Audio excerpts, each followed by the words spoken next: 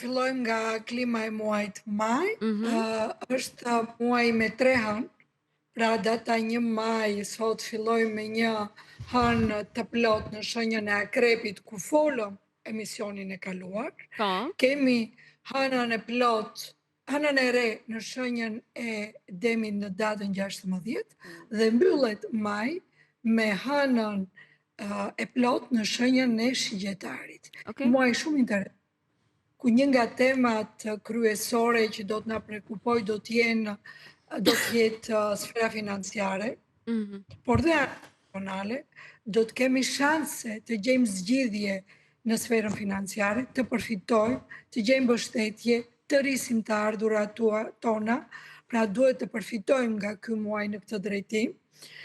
Duhet jemi më të kujdesshëm në gjysmën e parë të muajit në marrjen e vendimeve në lidhje me çështjet financiare Mhm.